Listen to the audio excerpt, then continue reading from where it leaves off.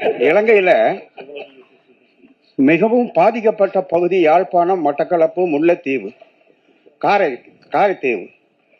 இந்த மாதிரி இடங்கள் தான் ரொம்ப பாதிக்கப்பட்டது.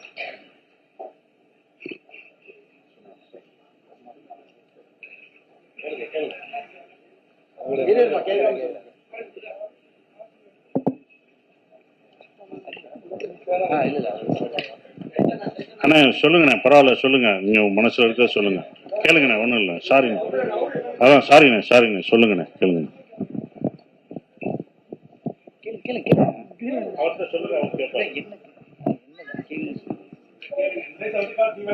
நான் இலங்கையில இருந்தவன். அங்க இருந்து 83 நான் வந்துட்டேன். அதனால கேட்கிறேன், காரைத்தீவு, முல்லைத்தீவு, யாழ்ப்பாணம், மட்டக்களப்பு, திருகோணமலை இந்த பகுதிகளில் தான் தமிழர்கள் அதிகமாக வாழ்கிறார்கள். அங்கே இருந்த அந்த மக்களை நீங்க சந்தித்தீர்களா? ஆமா ஆமா, கண்டிப்பா. அந்த மக்களோடு பேசினீர்களா? கண்டிப்பா. அவருடைய உணர்வுகளை நீங்கள் இதில் எடுத்து வைத்திருக்கிறீர்களா? நீங்க படம் பார்த்தீங்கன்னா உங்களோட ஃபீலிங்ஸுக்கான விடை கண்டிப்பா அதுல இருக்குங்க. உங்களோட ஆதங்கம் எவ்வளவு இருக்கோ அதை நான் விஷுவலா காமிச்சிருக்கேன்.